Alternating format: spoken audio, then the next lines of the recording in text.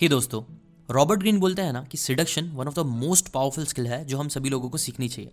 क्यों? बिकॉज वो कुछ ऑब्वियस रीज़न के अलावा, हाँ, आप सिडक्शन से आप दूसरे सेक्स के लोगों को अट्रैक्ट कर सकते हो, वो तो एक रीज़न है ही, बट उसके साथ साथ भी और भी कई इंपॉर्टेंट रीज़न है। जैसे कि फॉर एग्जाम्पल, आपको पता है पहले एक टाइम था जब किसी भी इंसान को अपनी अथॉरिटी जमानी होती थी, कुछ भी बात मनवानी होती थी, तो वो लोग अपने ब्रूटल फोर्स का यूज़ कर सकते थे। वो लोग मार सकते थे, लड़ाइयाँ कर सकते थे, जान ही ले सकते थे, जिसके बेसिस पे कई बार वो लोग रिस्पेक्ट और अपने काम करवा पाते थे। लेकिन आज, जैसा कि आपको पता ही होगा, फिजिकल वायलेंस आज के टाइम पे क्राइम है, जिसके लिए आपको जेल भी हो सकती है और बहुत पनिशमेंट मिल सकती है। इसीलिए आज के टाइम पे ये और ज़्यादा ज़रूरी हो गया है कि हम लोग आर्ट ऑफ सिडक्शन सीखें। और सिडक्शन का मतलब सिर्फ ऑथर ये नहीं बोल रहा है कि आप दूसरे सेक्स को अट्रैक्ट कर सको, वो बात नहीं। सिडक्शन का मतलब है किसी भी सामने वाले इंसान को अपनी तरफ अट्रैक्ट कर पाना, उन्हें मैनिपुलेट कर पाना, या फिर उनसे वो बात मनवा पाना जो आप उनसे मनाना चाहते हो, अपने काम निकलवा पाना। ये सारी चीज़ों के लिए सिडक्शन की जो स्किल है, अगर हम लोग को सीख ले तो ये हमें काफ़ी आगे बढ़ने में हेल्प कर सकती है, इवन सक्सेसफुल बनने में हेल्प कर सकती है।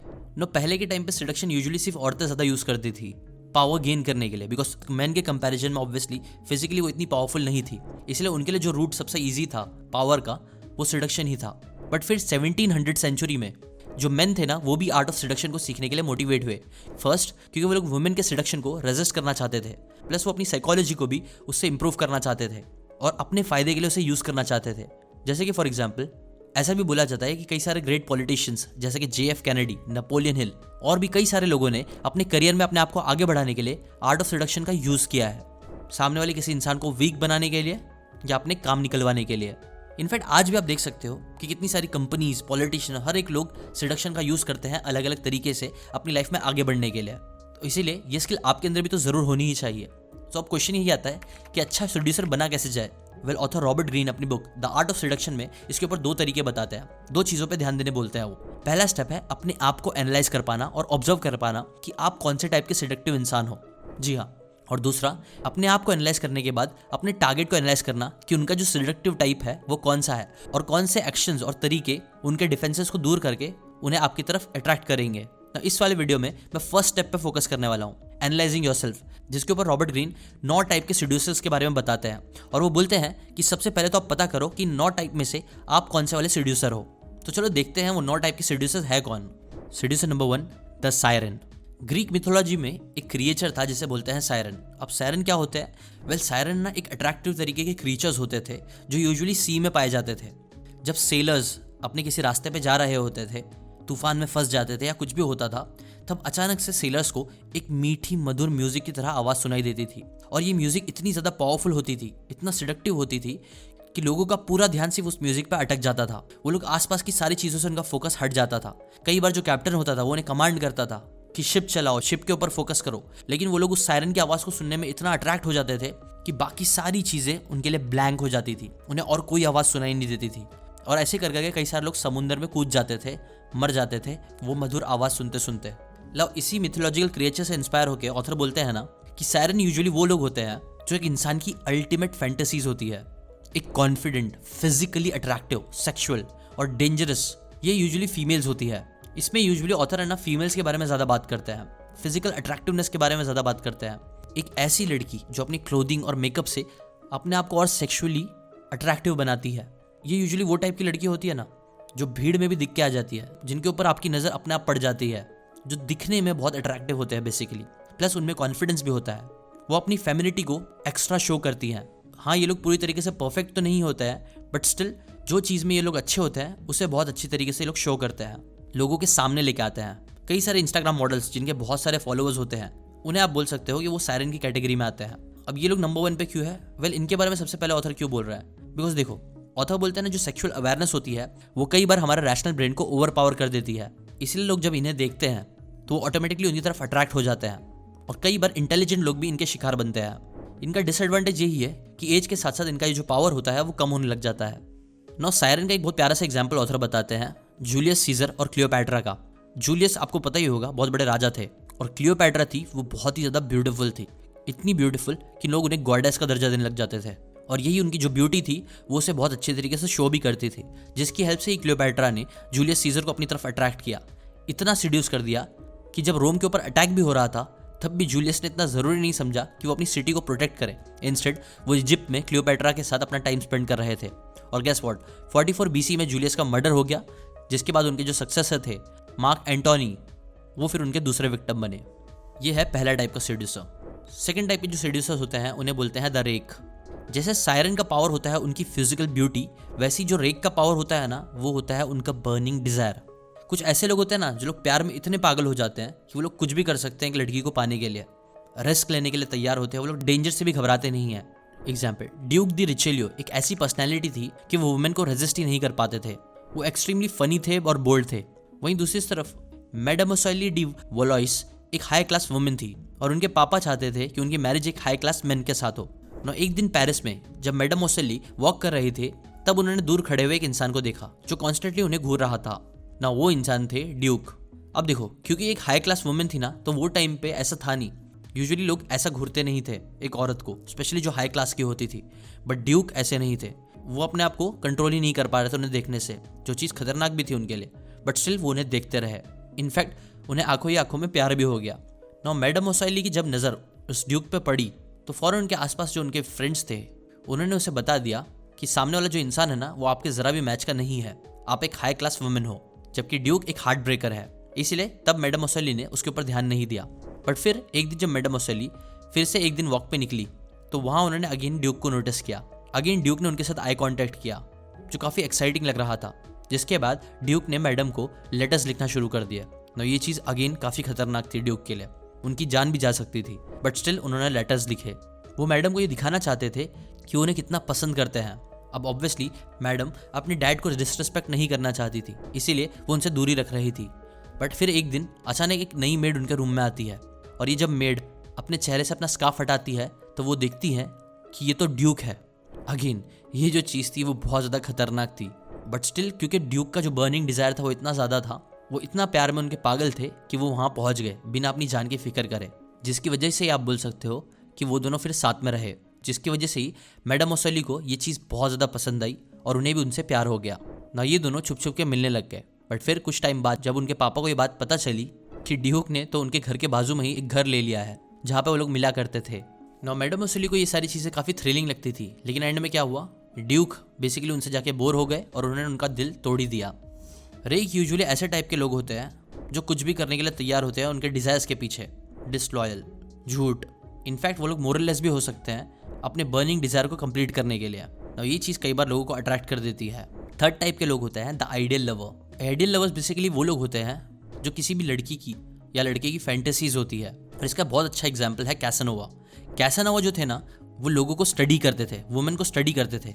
वो देखते थे कि एक औरत के, एक लड़की की लाइफ में क्या चीज़ मिसिंग है, और फिर वो ज़्यादा वर्ड्स पे फोकस करने के बजाय अपने बिहेवियर पे फोकस करते थे ताकि वो उन डिज़ायर्स को फुलफिल कर सके जो उस औरत को चाहिए। एग्जाम्पल, एक बार एक ब्यूटीफुल वुमेन क्राउड में बैठी थी अपने हस्बैंड के साथ, जिसके कुछ टाइम बाद उसकी नज़र एक हैंडसम मैन पे पड़ती है। और वो हैंडसम आदमी कौन था? वेल, वो थे कैसानोवा। कैसानोवा ने तब वहाँ पे परफॉर्मेंस दिया और वहाँ पे जाके फिर उन्होंने अपने आप को उस ब्यूटीफुल वुमेन को इंट्रोड्यूस किया। बातों ही बातों में वुमेन ने कैसानोवा को बॉलरूम डांस के लिए भी इन्वाइट कर दिया ना। कैसानोवा ने एग्री किया, बट उसने ये भी शर्त रखी कि मैं डांस तो करूंगा, बट आप अगर मेरे साथ डांस करोगे तभी ना। ऑब्वियसली कैसानोवा जो थे ना, वो बहुत ज़्यादा बोल्ड थे और साथ ही साथ जेंटल भी थे, और ये चीज़ भी उनकी पर्सनैलिटी को काफ़ी यूनिक बना देती थी ना। जब बॉल नाइट के दिन वो दोनों डांस कर रहे थे, she instantly fail in love with Casanova. वो कैसानोवा को डिनर पे लेके गई, और जैसे ही फिर उसके हस्बैंड कहीं गए, उसने कैसानोवा को अपना घर दिखाना स्टार्ट किया। उसने बहुत सारी चीज़ें बताई, लेकिन फिर उन्होंने चैपल, जहाँ पे यूजुअली लोग प्रेस करते हैं, वो चीज़ दिखाई और बताया कि कैसे उन्हें भी एक ऐसा इंसान चाहिए था जो उनके साथ प्रेयर कर सके। और उन्होंने ऐसी बताया बातों बातों में कि उन्हें एक रिलीजियस काइंड ऑफ आदमी जो है ना, वो काफ़ी पसंद आता है। ऐसी कई सारी बातों में कैसानोवा ने नोटिस किया ना कि ये जो औरत थी ना, उसकी लाइफ में जो चीज़ मिस हो रही थी वो था थ्रिल। उसकी लाइफ काफ़ी बोरिंग चल रही थी अपने हस्बैंड के साथ, प्लस उसे रिलीजियस इंसान भी पसंद था। तो इसलिए गैस व्हाट, कैसानोवा ने क्या किया, कैसानोवा को ये चीज़ समझी। अगले दिन कैसानोवा जब उनके घर पे आए थे, तो फौरन जाके वो प्रे करने लग गए ना। औरत को ये देख के काफ़ी शौक लगा, बट उसे अच्छा भी लगा कि कैसानोवा भी एक रिलीजियस इंसान बन रहे हैं। और तभी कैसानोवा ने अपने मूव्स खेलना स्टार्ट किए और उन्हें इनवाइट करना स्टार्ट किया कि वो छुप छुप के उनसे मिले। ये चीज़ उस ब्यूटीफुल वुमेन के लिए काफ़ी थ्रिलिंग थी, जो चीज़ उन्हें बोरिंग लाइफ से एक एडवेंचरस लाइफ की तरफ लेके जा रही थी। इसलिए वो धीरे धीरे कैसानोवा के प्यार में फंसती गई और उसने अपने हस्बैंड को चीट भी किया। तो दोस्तों, कैसानोवा है ना, उन्हें greatest seducer of all time कहा जाता है, क्योंकि यूजुअली वुमेन जो होती थी ना, वो उन्हें रेजिस्ट ही नहीं कर पाती थी। और यूजुअली वो 2 सिंपल स्ट्रैटेजीज का यूज़ करके वुमेन को सीड्यूस करते थे। पहला, बातों बातों में वो ऑब्जर्व करते थे कि सामने वाले लड़की की लाइफ में क्या चीज़ लैक हो रही है, प्रॉब्लम हो रही है, जो चीज़ उसकी ज़िंदगी में नहीं है। और स्टेप सेकंड, और जैसे उसे पता चल जाता था कि क्या चीज़ की कमी है, वो उस चीज़ को उस लड़की का एक आइडियल लवर बन के उन्हीं नीड्स को फुलफिल करते थे, जिससे लड़की को ऐसा लगता था कि वो अपनी कोई फैंटेसी जी रही है। अब मुझे लगता है दोस्तों वीडियो थोड़ा लंबा हो जाएगा, इसलिए बाकी के जो सीड्यूसर्स है उसे थोड़ा जल्दी जल्दी मैं करता हूँ, ठीक है। 4th टाइप के जो सीड्यूसर्स होते हैं उन्हें बोलते हैं द डैंडी। डैंडी यूजुअली थोड़े फ्री टाइप के लोग होते हैं। इनके अंदर ना थोड़ा मस्कुलिन नेचर भी होता है, लेकिन थोड़ी बहुत फेमिनिटी भी इनके अंदर से दिख के आती है, स्पेशली इनके अपीयरेंसेस से। ये लोग अपने आप को एकदम अच्छे से मेंटेन करना, जैसे कोई लड़की करती है, फेमिनिन नेचर वाली, एक ग्रेसफुल एटीट्यूड रखना, डिटेल्स पे अटेंशन दे पाना, ये सारी चीज़ें वो बहुत अच्छे से करते हैं। इनके अंदर एक मस्कुलिन नेचर तो होता ही है जो इनबॉर्न होता है, बट ये अपनी इमेज को कई बार फेमिनिन तरीके से भी दिखाते हैं। अब कई बार जो औरतें होती हैं ना, उन्हें एकदम भी ज़्यादा मस्कुलिन मैन पसंद नहीं आते हैं, जो बहुत ही ज़्यादा गंदे होते हैं, जो इतना साफ सफाई पर ध्यान नहीं देते हैं, बहुत ज़्यादा हैरी होते हैं। वहीं पे दूसरी तरफ कई बार कुछ लोगों को ये डैंडी टाइप की पर्सनैलिटी काफ़ी अट्रैक्ट करती है, जो होते तो मस्कुलिन नेचर के हैं, बट ऊपर से कई बार फेमिनाइन वाली ग्रेस होता है ना। ये वाला जो टाइप था, जब मैं आपको एक्सप्लेन कर रहा था, तो कौन सा सेलिब्रिटी आपके दिमाग में आया, कमेंट करके ज़रूर बताना। 5th आता है द नेचुरल। नेचुरल वो टाइप के सीड्यूसर्स होते हैं जिनके अंदर ना चाइल्ड लाइक क्वालिटीज़ होती है, इनके अंदर थोड़ा बहुत इनोसेंस होता है। ये वैसे टाइप के लोग होते हैं ना जिनमें सडनली कई बार एनर्जी आती है। ये लोग स्पॉन्टेनियस होते हैं। कई बार ये लोग है ना, जब कुछ प्लान बन रहा होता है तो ये लोग एकदम फटाक से खड़े हो जाते हैं कि चलो ये करते हैं, बट बहुत ज़्यादा स्पॉन्टेनियस होते हैं। और ये जो इनका स्पॉन्टेनियस और एनर्जेटिक नेचर होता है, जो कई बार चाइल्ड लाइक भी होता है, वो भी कई बार लोगों को अट्रैक्ट करता है। अब देखो, चाइल्डहुड है ना, हम सबकी लाइफ का एक बहुत ही गोल्डन फेज था, जिसे हम कॉन्शियसली सबकॉन्शियसली बहुत प्यार करते हैं, रिक्रिएट करने की कोशिश करते हैं ना। कई बार जिंदगी में लोग इतना मेच्योर हो जाते हैं, दुनिया देखने के बाद उनके अंदर मेच्योरिटी आने लगते हैं, बट स्टिल वो लोग कई बार है ना उस चाइल्ड को अपने अंदर मिस करते हैं, जो वो जब किसी और के अंदर देखते हैं जिनके अंदर बचा होता है, तो वो उन्हें काफ़ी ज़्यादा अट्रैक्टिव लगती है ना। इस चीज़ का बहुत अच्छा एग्जाम्पल है चार्ली चैपलिन, जो फिजिकल स्टेचर में तो ऑब्वियसली एक एडल्ट थे, लेकिन उनकी जो हरकतें थी वो काफ़ी ज़्यादा एनर्जेटिक, सरप्राइजिंग और स्पॉन्टेनियस थी, जो लोगों को बहुत ज़्यादा अट्रैक्ट करती थी। ऑन द अदर हैंड, ये टाइप के जो लोग होते हैं ना, वो कई सारे लोगों को बहुत इरिटेटिंग भी लग सकते हैं। तो बेस्ट चीज़ ये है कि अगर आप एक नेचुरल हो ना, तो आप अपने अडल्ट विजडम को अपनी चाइल्ड लाइक क्वालिटीज़ के साथ मिक्स करो, ये चीज़ आपको सबसे ज़्यादा सक्सेस देगी। 6ठे टाइप के जो सीड्यूसर्स होते हैं उन्हें बोलते हैं कॉकेट। ये लोग बेसिकली वो टाइप के लोग होते हैं जो बहुत ईजी नहीं होते हैं। ये खुद दूसरों को सीड्यूस करने के बजाय यूजुअली सामने वाले इंसान को अपने आप को सीड्यूस करने का मौका देते हैं। ये लोग डिलेड सेटिस्फैक्शन, इस चीज़ को बहुत अच्छे तरीके से खेल पाते हैं। आप बोल सकते हो ये लोग कई बार एक पेंडुलम जैसे भी होते हैं, जो कभी इस तरफ तो कभी उस तरफ, कभी हॉट तो कभी कोल्ड। कुछ टाइम ये लोग अपना लव दिखाते हैं सामने वाले इंसान को, और कुछ टाइम ये लोग कोल्ड हो जाते हैं, मतलब अपना लव सामने वाले से हटा लेते हैं, उनको अटेंशन नहीं देते, उनको प्यार नहीं करते। और ये चीज़ कई बार सामने वाले इंसान को बहुत ज़्यादा अट्रैक्ट करती है और इनफैक्ट डेस्परेट भी कर देती है। कॉकेट कई बार थोड़े बहुत नार्सिसिस्ट भी होते हैं, और ये लोग कॉन्शियसली सबकॉन्शियसली इस बात को समझते हैं कि डेस्परेशन है ना, किसी भी इंसान के लिए बहुत बड़ा टर्न ऑफ हो सकता है। कई बार ये लोग नेचुरली भी डेस्परेट नहीं होते हैं और सामने वाले इंसान को ही मैक्सिमम मेहनत करने देते हैं। जिन सारी चीज़ों की वजह से कई बार ये लोग बहुत मिस्टीरियस भी लगते हैं, और मिस्टीरियस चीज़ें हम सब इंसानों को कई बार बहुत अट्रैक्ट भी करती है। इसका एक बहुत अच्छा एग्जाम्पल ऑथर है ना अपनी बुक में नेपोलियन बोनापार्ट का बताते हैं, जो एम्प्रेस जोसेफाइन के प्यार में एकदम पागल हो गए थे। जोसेफाइन जो थी ना, वो कभी ऐसा दिखाती थी कि उन्हें नेपोलियन में काफ़ी इंटरेस्ट है, अच्छे से बात करती थी, हंसती थी, बट फिर जब नेपोलियन कहीं बाहर चले जाते, लेटर्स लिखते, तो वो उस लेटर का रिप्लाई नहीं करती थी ना। नेपोलियन बोनापार्ट एक बहुत बड़े लीडर होने के बाद भी जब कोई ऐसा करता था कि उन्हें इंटरेस्ट नहीं दिखाता था उनमें, तो ये चीज़ उन्हें सबकॉन्शियसली जोसेफाइन की तरफ और ज़्यादा अट्रैक्ट कराती थी। नेपोलियन ने ना जोसेफाइन के लिए बहुत सारी चीज़ें करी, जिसकी वजह से वो कई बार उनसे इंप्रेस भी हुई, शादी भी कर ली, बट स्टिल शादी के बाद भी उनका नेचर ऐसे ही था। इनफैक्ट 2 दिन बाद जब नेपोलियन इटली में वॉर कैंपेन के लिए चले गए थे, तब वो उनके लेटर का रिप्लाई भी नहीं करती थी। यहीं दूसरी तरफ जो नेपोलियन थे, वो उनको ऐसे लेटर लिख के भेजते थे, like you are the constant object of my thoughts, my imagination exhaust itself in guessing what you are doing. देखो, ऑन वन हैंड जो नेपोलियन थे वो बहुत ज़्यादा डेस्परेट नजर आ रहे थे, वहीं दूसरी तरफ जो जोसेफिन थी वो एकदम हॉट एंड कोल्ड नेचर था उनका, जो एक्चुअली कॉन्क्रेट का नेचर भी होता है। और ये चीज़ काफ़ी लोगों को काफ़ी सीड्यूस करती है, एक सेंस ऑफ मिस्ट्री, और बहुत ईजिली किसी के साथ रिलेशनशिप में ना आ जाना, उन्हें वो सारी चीज़ें ना देना जो सामने वाला आपसे चाहता है, डिले करना चीज़ों को, ये भी सामने वालों को बहुत ज़्यादा सीड्यूस करता है, और कॉकेट इसी चीज़ में काफ़ी अच्छे होते हैं। 7th the charmer. चार्मर वो लोग होते हैं जिन्हें आप थोड़ा बहुत मैनिपुलेटर भी बोल सकते हो। ये लोग बहुत शातिर होते हैं, बिकॉज ये किसी भी सामने वाले इंसान का मूड बहुत अच्छे से सही कर सकते हैं, उन्हें कंफर्ट और प्लेजर देके। ये लोग वो होते हैं जो अपने ऊपर फोकस नहीं करते, बल्कि सामने वाले इंसान को अपने ऊपर ही फोकस कराने देते हैं। और ये चीज़ कई बार है ना सामने वाले इंसान को उनके ऊपर बहुत ज़्यादा डिपेंडेंट फील करा देती है, बिकॉज हर इंसान को अपना सेल्फ एस्टीम बूस्ट करना होता है, और चार्मर्स ये सामने वाले इंसान को करने के लिए बहुत अच्छे से देते हैं।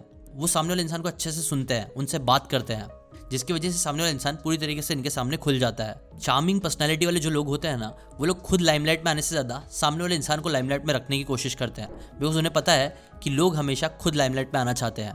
वो लोगों के mood swings, current life situation को बहुत अच्छे से समझ सकते हैं, लोगों को अटेंशन दे सकते हैं, और ये चीज़ कई बार बहुत पावरफुल सेड्यूसर होती है। बिकॉज याद रखो, ब्यूटी, जो फिजिकल ब्यूटी होती है वो तो लिमिटेड होती है और कुछ टाइम बाद ख़त्म हो जाती है, लेकिन आपका जो चार्म है वो एजलेस होता है और वो कई बार बहुत से लोगों पे काम करता है। हाँ, चार्मर्स कई बार बहुत से लोगों को पसंद नहीं आते हैं, बट ऑथर बोलते हैं कई लोगों को आते हैं, इसलिए इसे भी ज़रूर समझ के रखो। 8th टाइप के जो सेड्यूसर्स होते हैं उन्हें बोलते हैं द कैरिज्मेटिक। ये वो लोग होते हैं ना जो एक रूम की जान होते हैं, इनके अंदर से एक्साइटमेंट निकल रहा होता है, इनकी वजह से पूरा रूम में एक्साइटमेंट आती है। कैरिज्मेटिक जो लोग होते हैं उनके अंदर बहुत ज़्यादा कॉन्फिडेंस और एनर्जी होती है, वो भी सही जगह पे। ये लोग मेस्मराइजिंग होते हैं और अपने ओपिनियंस और एक्शंस बहुत अच्छी तरीके से लोगों को देते हैं। इनके पास एनिमेटेड गेस्चर्स होते हैं, जब ये लोग बात करते हैं तो अपने हाथों का यूज़ करते हैं, गेस्चर्स का यूज़ करते हैं। इनकी आवाज़ भी काफ़ी पर्सवेसिव होती है। बेसिकली ये वो टाइप के लोग होते हैं जिनके साथ टाइम स्पेंड करना सबको मज़ा आती है, और ये लोग कई बार ना बहुत पैशनेट भी होते हैं, और इनका पैशन और सेंस ऑफ पर्पस कई बार कंटेजियस होता है, जो दूसरों के अंदर भी एक सेंस ऑफ पर्पस पैदा करता है। ये लोग जब बात करते हैं तो कई बार हर चीज़ बिलीवेबल लगने लगती है। आप बोल सकते हैं ये लोग काइंड ऑफ डार्कनेस में लाइट जैसे होते हैं, जो लोगों को बहुत अट्रैक्ट करते हैं। कैरिज्मेटिक लोगों की बस प्रॉब्लम ये होती है, इनके सामने लोगों को बहुत ओपनली रहना पड़ता है, अपनी वैल्यूज़ को अच्छे से बतानी पड़ती है। ये लोग कोई सुपर ह्यूमंस नहीं होते हैं, इसीलिए इनके पास हमेशा सही आंसर नहीं होंगे, जबकि कई बार लोगों को लगता है इनके पास इनके सारे आंसर्स मिल जाएंगे। लास्ट आता है द स्टार। स्टार बेसिकली आप बोल सकते हो एक्चुअल में स्टार को ही बोला जा रहा है। कोई सेलिब्रिटी स्टेटस वाले लोग होते हैं ना, जो लोग नेचुरली आप बोल सकते हो आपकी लीग से काफ़ी अलग लगते हैं। ये लोग है ना एक रियलिटी और मिथ के बीच का मिक्सचर होते हैं। स्टार एक ड्रीम जैसे होते हैं जो सच हो गया है। इनका फिजिकल प्रेजेंस ही कुछ अलग सा लोगों का फील देता है, जो रियलिटी से उन्हें थोड़ा अलग लेके जाता है ना। यूजुअली रियलिटी लोगों को पसंद नहीं आती है कई सारे रीजंस की वजह से, लेकिन ये जो स्टार्स होते हैं ना, वो उन्हें उस रियलिटी से और ऊपर लेके जाते हैं, एक इमेजिनेटिव दुनिया में, जिसके वजह से इनकी तरफ लोग बहुत ज़्यादा अट्रैक्ट होते हैं। इनका रेपुटेशन बेसिकली बहुत स्ट्रांग होता है, और हमें कई बार इन्हें डे टू डे एक्टिविटी करते हुए देखने भी नहीं सही लगता है, बिकॉज हमने कई बार ऐसी चीज़ें एसोसिएट कर ली होती है इनके लिए। तो मैक्सिमम लोगों के लिए एक स्टार लाइक इंडिविजुअल के ऊपर क्रश होना बहुत नॉर्मल और ऑब्वियस होता है। बट अगर डीपर लेवल पे जाए तो मालूम पड़ता है जो लोग ज़्यादा स्टार्स की तरफ अट्रैक्ट होते हैं उन्हें कई बार अपनी खुद की ज़िंदगी काफ़ी बोरिंग, नेचुरल और टू रियल लगती है, जो लोगों को पसंद नहीं आती है। अब इसके एग्जाम्पल के लिए आप किसी भी सेलिब्रिटी को उठा के देख लो, स्पेशली कोई ऐसा सेलिब्रिटी जो बहुत ऊंचा लगता है आपको, सुपरस्टार लगता है, वो लोग यूजुअली इस कैटेगरी में आते हैं। आप बोल सकते हो बस यही थे 9 टाइप के सेड्यूसर्स। द सायरन जो फिजिकली बहुत ब्यूटीफुल होते हैं, द रेक जिनके अंदर डिज़ायर और पैशन बहुत ज़्यादा भर भर के होता है, थर्ड द आइडियल लवर जो सामने वाले इंसान के हिसाब से अपने आप को एकदम आइडियल पार्टनर बनाने का दम रखते हैं, पैशन रखते हैं। कई बार सच में ये लोग करते हैं वो चीज़, और कई बार फेक भी करते हैं। फोर्थ द डैंडी, इनका नेचर मस्कुलिन होता है अंदर से, लेकिन ऊपर से कई बार ये फेमिनाइन तरीके से भी काम करते हैं कपड़े और रहन सहन में। फिर फिफ्थ आते हैं द नेचुरल, जिनके अंदर वो बच्चे वाली क्वालिटीज़ होती है जो लोगों को अट्रैक्ट करती है।